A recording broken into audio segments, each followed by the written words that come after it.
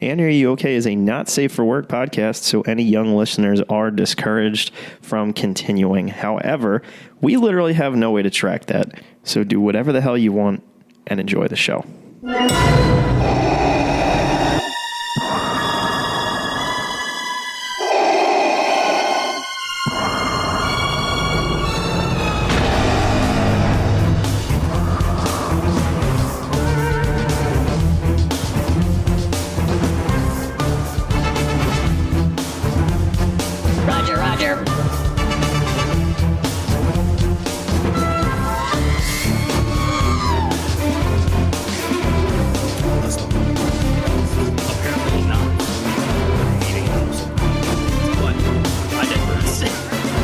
In my defense, I do not keep up with his current shenanigans.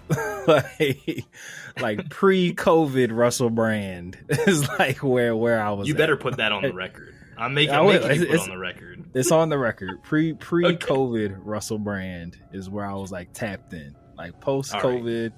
Right. Well, now that the audience knows where we stand, right. I am your host, the human holocron himself, Mikey. Darth Plagueis the re-educated, as we like to say here. Joined with my co-host, with the most host, Matthew Porter, aka Matty Ice, the Rogue One, the Rogue Only, Smack Talker Skywalker. How you doing today, buddy? I'm good, brother. I'm good. It's Red October, baby. It's Red October. Is. Go Phils. The one time Go Fightins. Go Fightins. Go Fightins. Bleeding green goes back to bleeding red.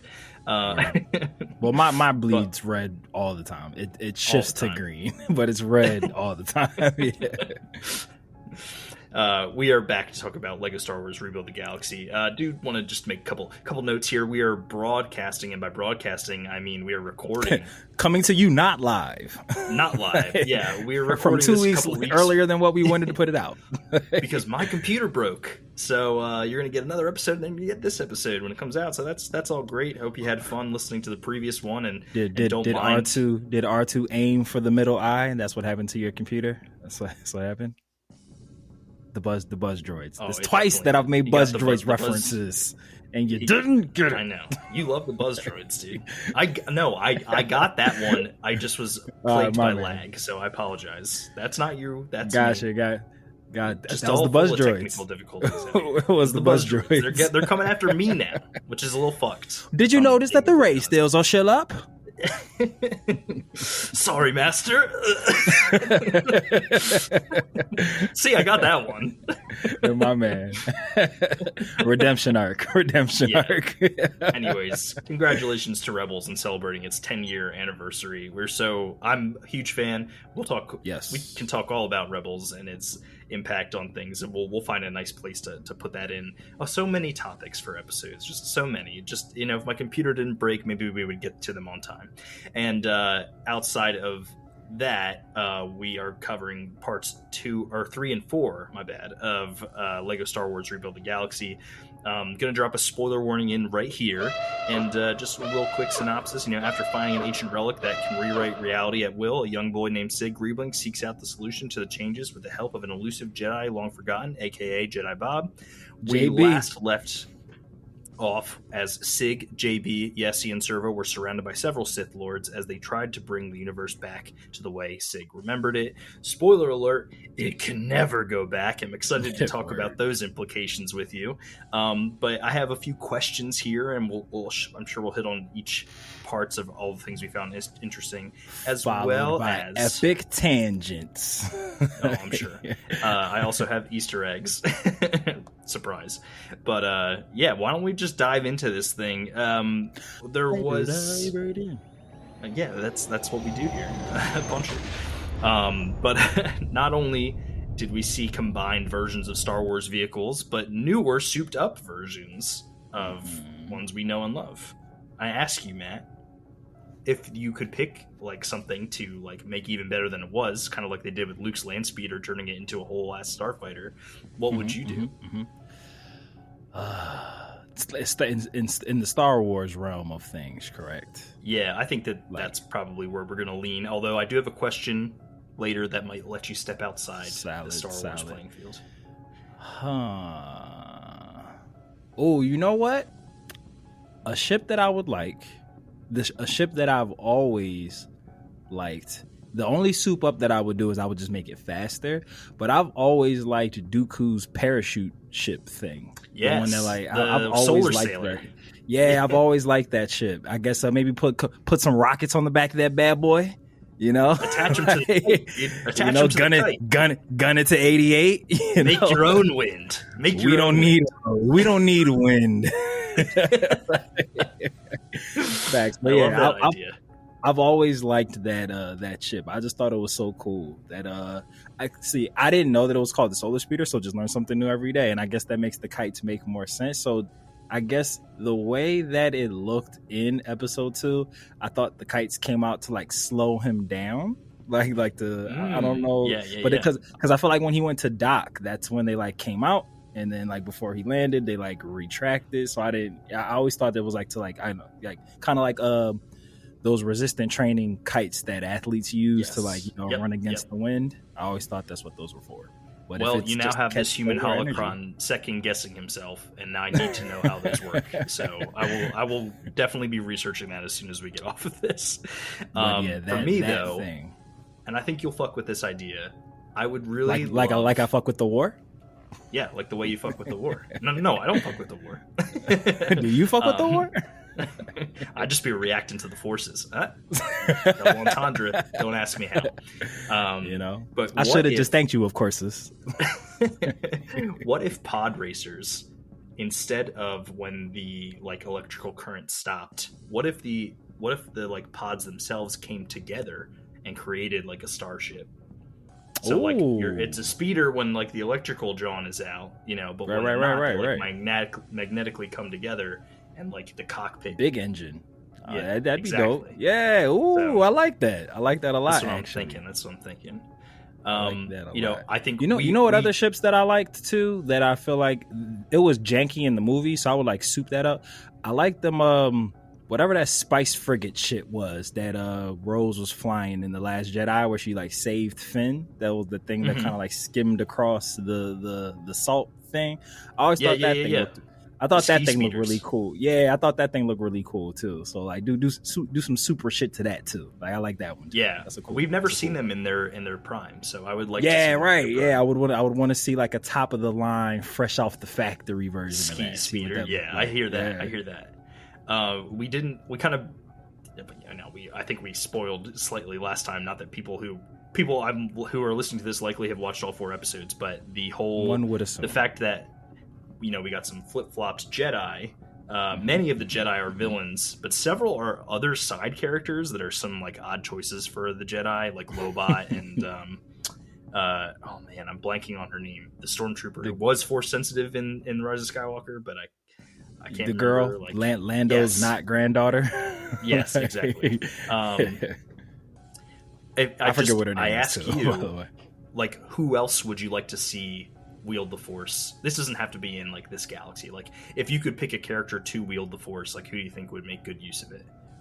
Ooh. All right, so to not stretch my brain to start thinking about wildness. But was this the question that you said I could leave Star Wars, or we want to keep this one in Star Wars still? This one's still in Star Wars. I'll tell you. All right, cool. Outside, yeah. Who would I like to see? Oh, fuck. Mon Mothma. I would love to see. I love that answer. I would love to see the Moth use the Force. Yeah, it's so funny that you picked Mon Mothma because I picked Cassian. Hey, I think that like Cassian would have some fun, unique ways of using the Force for himself. It just seems like I know we maybe not we, but I know most. I'll say we because I'm in the we, but I know most people bash like Leia Force flying through space in The Last Jedi. Mm-hmm. But I just think Mon Mothma in her like white flowy gown would look cool doing that. Like just the shit trailing behind her. I just feel like it'd be a dope aesthetic. And she's just so regal. I feel like I would want her to only use it just to like float herself into meetings. Like when when it's time for like rebel meetings, like Mon just like forces herself into the room, like, and then she doesn't use it for anything other than cool entrances in the meeting spaces. Like, Mon would treat the Force with respect outside 1000%. Of floating herself into meetings. Cassian, I think he would be a little tempted by the dark side to use it in some ways that are not so not so up 1,000%. to. I feel like he'd be like the TV remote's just a bit too far. Like he just there bring it in, things of that. At the same time, though, I feel like he would help Kino Loy swim. Just saying, with the Force. Big facts. Big facts. All so right, here's a quick random question about the Force, just being applicable to, I guess, real world shit and Star Wars shit. If the Force is everywhere, and it's through us, it's in us, it's surrounds us, binds us, yeah, everything. It penetrates us. Pause. Resume. In theory, couldn't one essentially, and not like a big ship, but just like a land speeder, like never pay for gas for that ever? Just like get on it and force. Seems like an incredibly irresponsible way to use it, but I guess technically, Matt, if it works, it works. Yeah, I'm saying, like, obviously I wouldn't expect you to be able to take like a Imperial destroyer in space and just force your way through space like at a brisk speed. Okay, so here's my rebuttal to this is like, it seems like when Jedi are pushing things, it exerts a lot of force, so I don't know if they could continuously sustain levitating and moving things. That's why I picked like a smaller vehicle as opposed to like a big Star Destroyer. Kenobi has a hard time picking up child Leia, and he was disconnected from the Force, but like even then, he got it back at the end. Yeah. I hear you. Lifted up a mountain. But I do think that would take a lot of training and fortitude. So maybe Yoda would be able to do that. Word. But outside of that, I think it would be difficult for quite a few Jedi. Now, this is the question where you're gonna have some flexibility here. Let's go. Leia seems to be just a rebel leader in every galaxy, apparently. Is there any anchor being type characters you think maintain their personality and allegiance in every universe? Feel free to step outside your Star Wars bag for this one. Okay. I'm going to try to think of some good ones here. All right. A Nexus being who would just maintain, because they're so them. They just got to be them in any universe. I'm going to go. Nah, we've already seen multiple versions of that person. All right. This is a tough question. I think I have just like this is such a random one in my head. I feel like Master Splinter would be Master Splinter. I love that answer. In every version of the universe that he would. I think maybe not a rat. Fair. Maybe not a rat in all of them. He might be still his human. I almost called him Hattori Hanzo. That's fucking Kill Bill. Oroku Saki, or was that Splinter? Was Shredder Oroku Saki? I think Shredder was Oroku Saki, right? Damn, what the fuck was Splinter's real name? I don't remember. It'll come to me randomly, I'm sure. I hope. But I feel like whether it's in rat form or human form, him as a person would be him. I have a fucking another one. So definitely Splinter. Fucking Mickey Mouse. Like Mickey Mouse would be Mickey Mouse. Universe would be Mickey Mouse. Every universe, he'd be Mickey Mouse. Like much like he's just him in all the Kingdom Hearts iterations. Even in South Park, we've seen a different version though. True. I guess Mortimer Mouse. Winnie the Pooh is pretty faithful, even in South Park. I feel like. I like that. Winnie the Pooh. Kanye West. I feel like Kanye West is Kanye West in every version of the multiverse. He's very him. Yes. I have a decent one for you. I was trying to. I think we're gonna get into our anime bag here. I feel that Deku would be good in every universe. That man is just tried and true good. There's nothing making him evil. I like it. That's a good one. I like it. I like that. I'm gonna pepper some more throughout this episode because I like this question. Yeah. So I'm probably if I just start spouting out random names, you'll know that it's just answering that question. We don't have to divulge on it, but if you drop a name, I might just be like, yes. I got you. All right, Amato Yoshi. Amato Yoshi was Splinter's name. Thank you. That was going to bug me this whole episode. I know. The next question I have for you. Greedo's Slave One is kind of hilarious. It literally looks like Greedo's face. I love any other character? I love that. Are there any other character-themed ships you would like to see? I loved 3PO's thing, his golden Naboo ship. I thought that was really cool. Character-themed ships. Let me think. I'm trying to think of some characters like off the beaten path. I have one, but go ahead. Go first? I'll take one. Okay. Yeah, please do. I would love if there was a Cad Bane themed ship that had tubes coming out of it for where it's that connected to its exhaust ports. I think that would be really fun. It's funny you went that way because I'm trying to think of a character with tentacles and the tentacles coming out the back of the ship, just kind of. But I can't. I'm like the Quarren, the squid looking guys from. Yeah, I'm thinking it'd be not cool, the Calamari, but the other guys. Yeah. Yeah, I think of a ship to kind of cater to a tentacle-y character, the back of the ship, this streamers or trails, just to kind of match the tentacle-iness of it all. But I'm gonna keep. Oh shit! You know what? I feel like Carl Weathers. I would just want his ship to be called the Apollo. I don't even care what it looks like.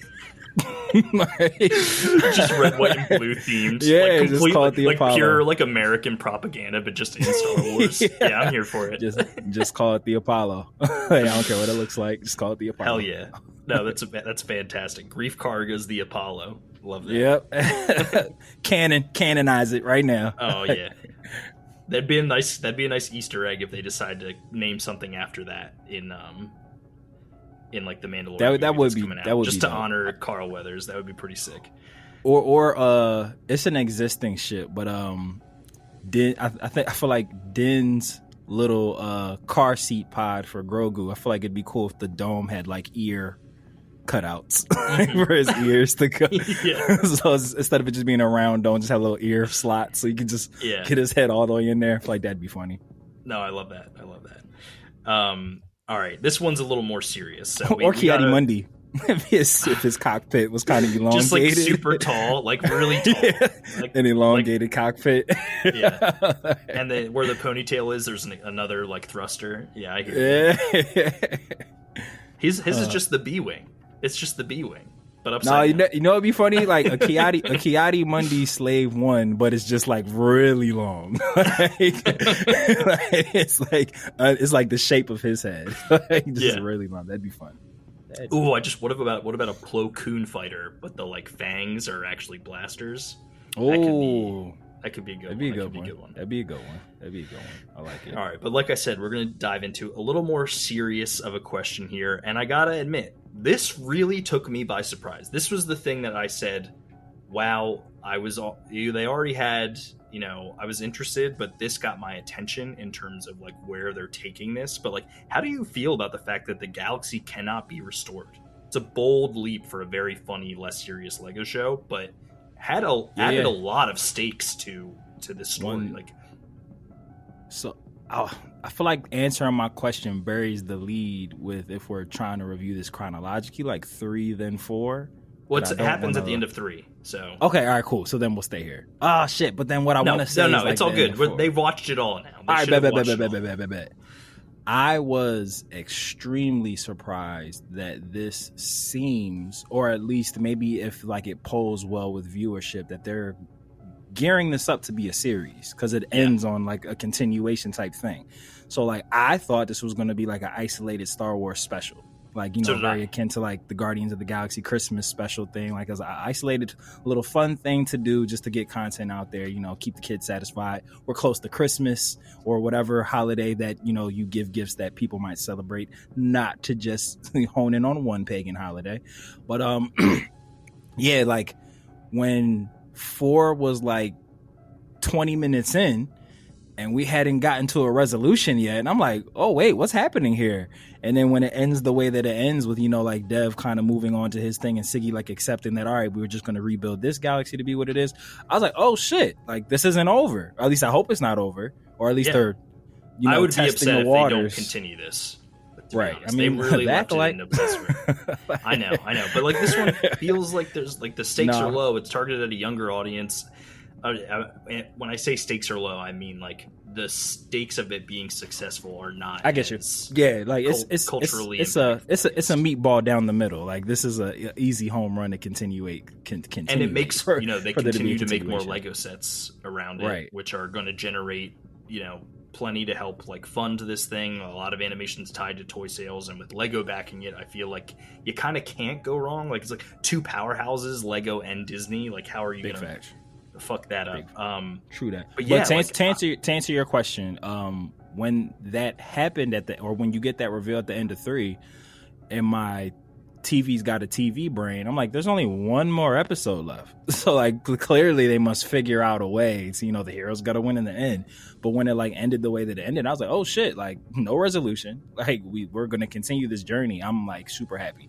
I still am always a bit cautious when it comes to Disney properties and like finality of things, because like they change their mind on shit all the time. So it's like I'm not fully locked in that this is a unresolvable issue, like especially because like with Jedi Bob and them kind of building like the back lore of the builders and the destroyers and everything, we still don't know all that. So there could still be like part of that section of the Force where this could be undoable, like or it can be fixed, or they could get back to, or maybe if it's like like whoever the side piece. Oh, I don't keep wanting to call it the side piece. That's how I've been single too long. I keep wanting to call it the side. The cornerstone. We're calling it the side piece for the side piece the from now on. That side piece. I love it. Yeah, but like maybe there's something, because I feel like they did. I feel like in the first 2 episodes they kind of made it a point. Or the second episode, or the first and the second, they made it a point for like Bob to like mention that like, oh, whoever the side piece like connects with, like they have to do it. Yeah. But then I feel like they kind of got away from that, because like Dev definitely took it. Like he took it and was like operating with it. So I was just like, oh, yeah, but okay. He needed Sig to actually he needs Sig's help. Yeah. Right, but I guess when Bob had said it, when he was giving his like backstory on it, I thought it was going to be on some type time like no one else can touch it, like it won't even react or have any type of magical property if somebody else handled it. So like maybe that was like a bit of a, hey, we'll revisit this. Like, oh, like maybe there's a situation like, I wouldn't be surprised, like, oh, like when the pure of heart imbues their love into the side piece, like they can shape the galaxy in their image, like type shit or whatever. Like, yo, it's Matt. You were truly setting me up for my 2 next questions. Like, hey, honestly, let's go. Like synergy. Both of them. You like really like fucking. I don't even know which one I'm gonna hit out of the park first. I mean, it's Nick Castellanos on funeral day, baby. Let's go.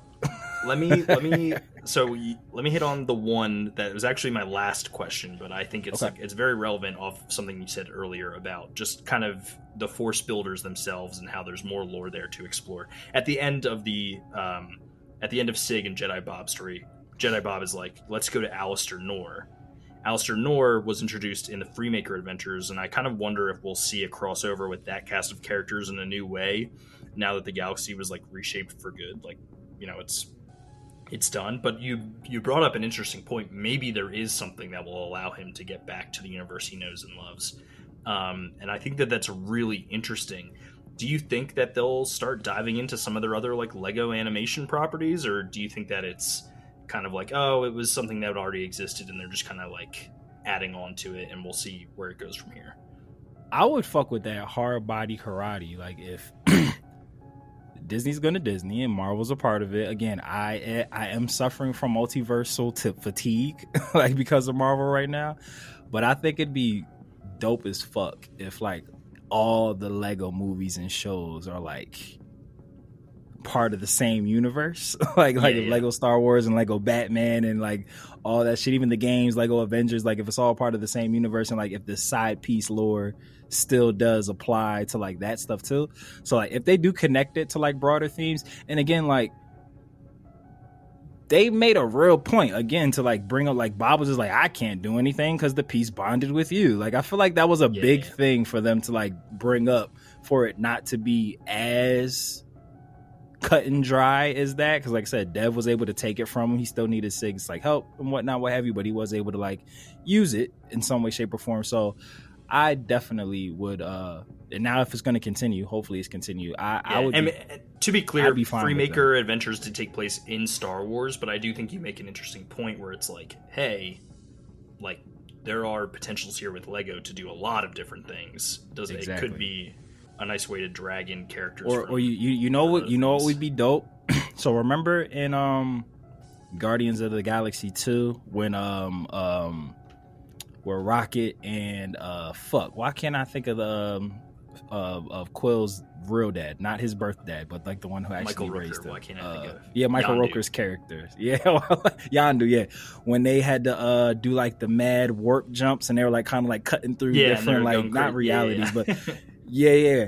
What if there was like a part in this Lego Star Wars series, or like I don't know, something like in that regards, where like they have to take the side piece like through hyperdrive, and like they kind of cut through different Lego movies, like Lego Batman. That would be very fun. Like I don't know if I would want them to land in a different one, but just like fly through. Yeah, just like fly through them, like as they're like warping through to get to different places, or like find a different reality or some shit. Like that'd be cool if they like cut through different Lego shows and movies and stuff like that. It would be like playing with Legos in your own toy room, right? Like I do exactly. That'd be fruit, really baby. fun. And then another thing you touched on with your beautiful setup is we were kind of like talking about like certain things and how they work within the Force, and how we have the cornerstone side piece and like being latched onto Sig. There were a lot of like tropes from Star Wars that are like kind of like leaned into throughout this show. Like siblings are always a big theme in Star Wars, and then on top of it, a new thing with introducing Rise of Skywalker, the dyad. I feel like Sig and Dev are a dyad in this currently built universe. Do you think that's going to have something to do like with the story at large? Do you think that the Force builders and Force destroyers, do you think there's something there that is like potentially going to enforce some of the lore we know in the actual like galaxy? Like do you think that they're leaning on some of these things to be expanded upon pieces of the lore that we already know? I could definitely see if like with the builders and the destroyers a prophecy misread may have been. I could see like if it was a situation if the builders and the destroyers are supposed to be like working harmoniously, and it's going to take Dev and Sig to like save the galaxy or whatever the situation may be, because she's like, can't make an omelet if you don't break a couple eggs, to quote Ultron, quoting Tony Stark, quoting wherever that saying came from originally. But I like that a lot. I hadn't thought about that, like them being a dyad, I guess, because like again, like you just said with the sibling motif, I just chalked it up to them being brothers and that being their like connection. But two things could be true. I think that'd be really cool. With matter of fact, now that you've said that, I kind of want that to be the thing, because like that they have to come together to actually rebuild the previous or just them being like them being a dyad. Like maybe that could be the thing. Maybe Dev has to destroy this one that they're in so that Siggy can rebuild the one that they had before. Yeah. Like I think that'd be really cool, because it's like, who's to say that Dev wasn't a destroyer in the correct in their actual timeline, because like he didn't know Siggy was a builder, and Siggy didn't use his powers for anything up until that last moment. So it's like, what would Dev be destroying if there was nothing for that was built to knock down? So it's like, who's to say that's not always like what their dynamic has really been, and it just got flushed out in this alternative universe. But I could definitely see the brotherly, like you said, Star Wars tropes. I could definitely see the evil family member redemption arc unfolding for this, and I liked how it kind of started to I really liked how Dev started calling him Siggy without even knowing that was like the nickname that he called him. I like that a lot, because it has seemed through episodes 1, 2, and 3, I was kind of it seemed a bit unclear if this was all the people in the galaxy that Siggy knew with like reworked memories, or if these are just like totally different people, like on some like variant type shit with Marvel. I didn't feel like that was really clear, like whether it was just like a whole new galaxy, or if it was like everybody and everything that he knew just reworked, and like he remembered it because he was the person that the side piece connected to, and they just have different memories. It's gonna stick. I'm sorry, it gets me every time. So like when Dev called him Siggy, I was just like, oh, like maybe these are like everyone. It's an amnesia story. Like they are all the people that he knows and has connection with. Is that their reality is just changed. Yeah, so, like because he's so well versed in the story got mixed up, and what came out was just a jumbled version of his memories. I like that idea a lot, actually. Yeah, so having him use that nickname, and like they really haven't had that conversation for him to like flush out that, yo, that's what you called me. So it's like for him to subconsciously call him that. And even though I know he was just kind of being like an evil dickhead, he was just like, you called me Siggy, and he's like, of course, I'm your brother. Like I know that was him trying to like woo him over to his side, but how that all played out, even when it was on some like, y'all can't fuck him up, I can fuck him up, but y'all can't fuck him up, that's my brother. Like even like how that played out, I thought was like really cool, because it felt different, because I feel like we've seen the tortured evil character, like that they're still good in you, father. We've like seen that, but I like how they played it with this one, like because Dev was just like, yo, I'm evil because I was by myself, and it's kind of your fault that I was by myself because you fucked up the universe. Like, so it's just like, oh, like it's still beef. He's just like, but you know, like I would hope that one day we can be friends or brothers, but it has to be on my terms, not your terms. And how like when, you know, him and Ray and like Dark Rose and Darth Jar Jar and all that started like fighting and everything, it was still, I didn't get like the Darth Vader turn, which is like a person who's evil who then turned back to the light and then ended on a good note. Like Dev still felt very much Darth Devastator, but it's just like, I have a soft spot for my brother specifically. It's still fuck the Force, like it's still fuck the builders, like, but that's my brother still.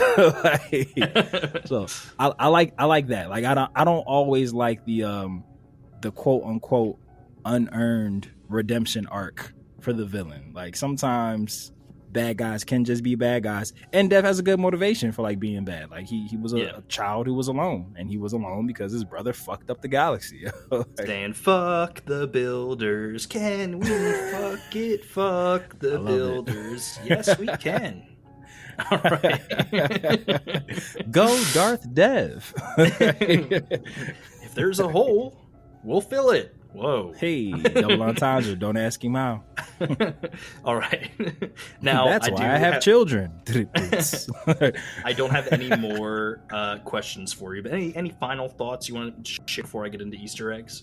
I like this a lot. We talked about this on last week's review. Like this is fun. It's fun. It's fun. Star Wars. It's Star Wars being fun again. And again, I know we're for some reason a part of the minority and not the majority who like enjoyed the Acolyte for what it was, but like a lot of that was heavy.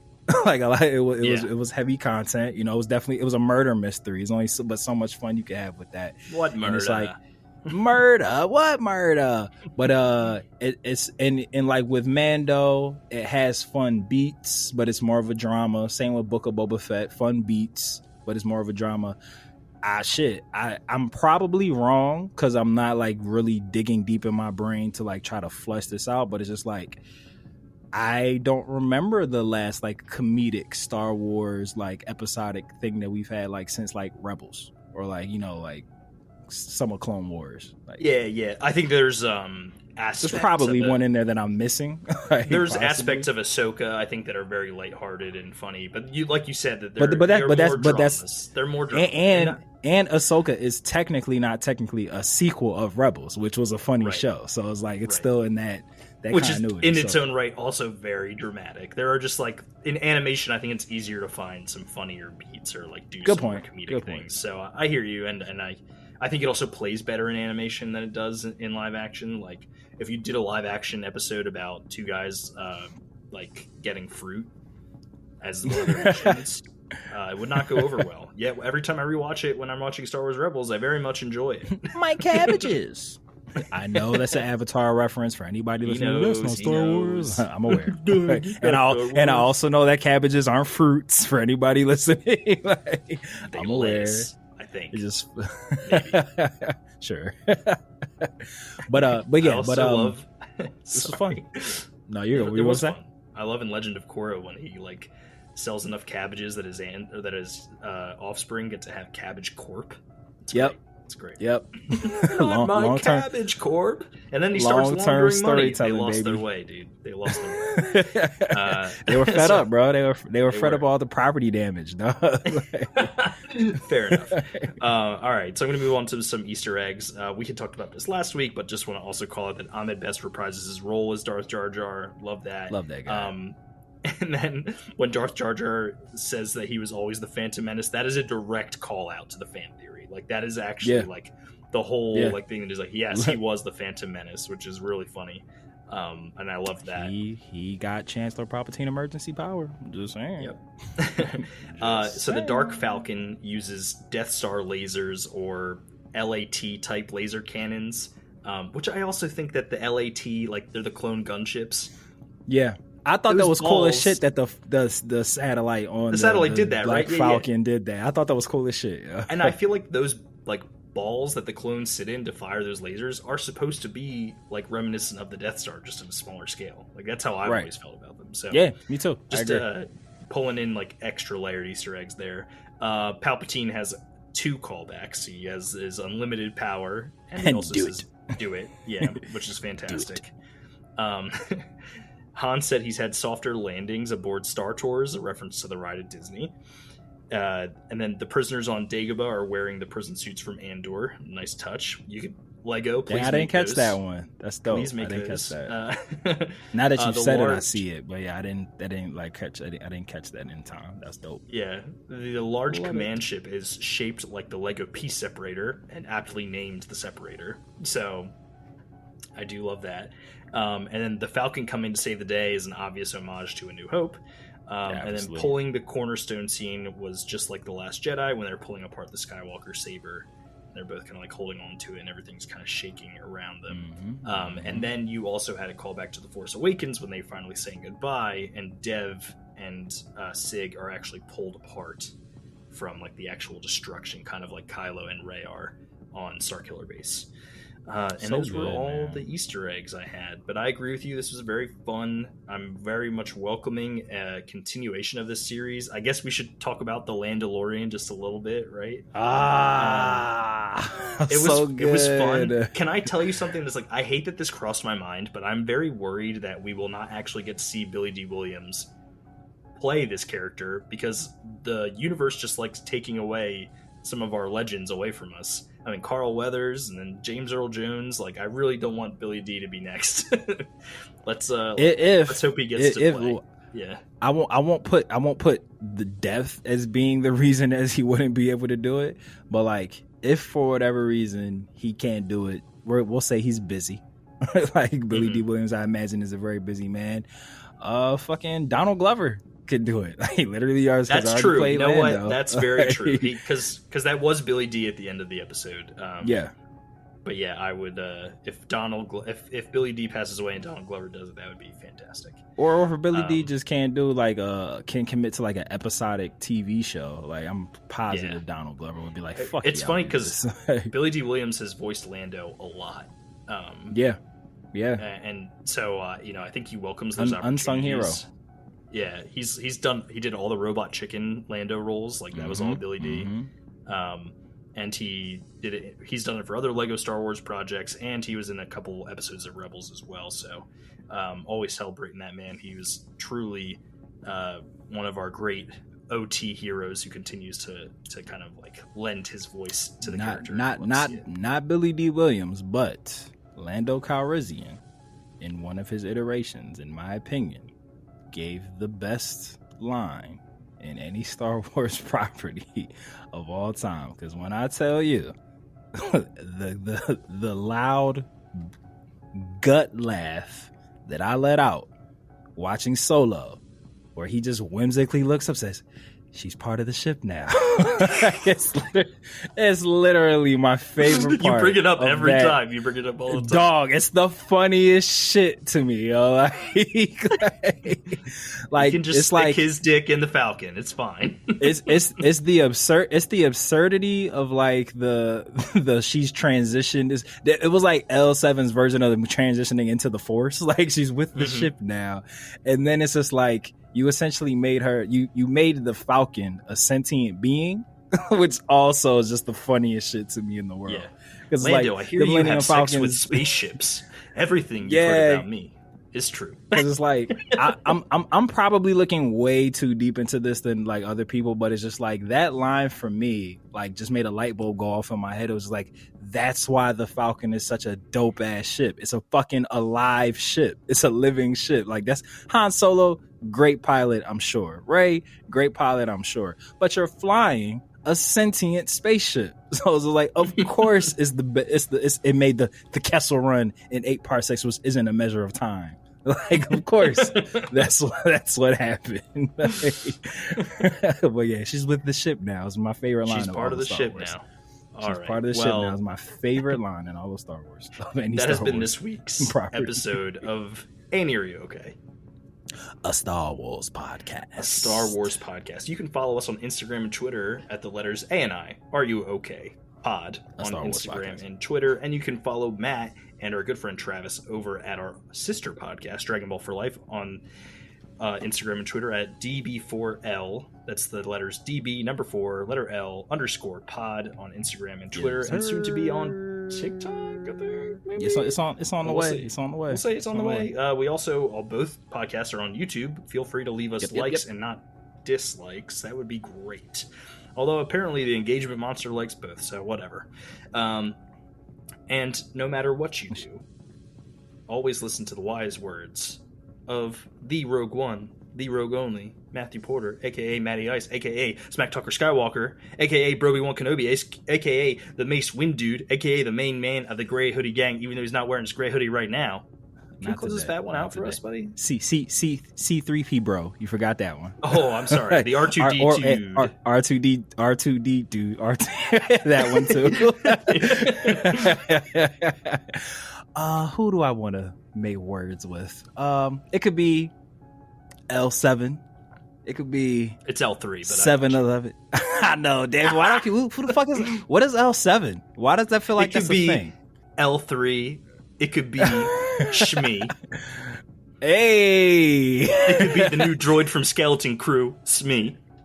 Oh, it could be OB. One Kenobi. Or it could be Rey. Life can be a beach, but you guessed it. As long as there's no sand, and you're gonna be okay. Be okay. May the Force be with you. And with you. Later, nerds. Deuces.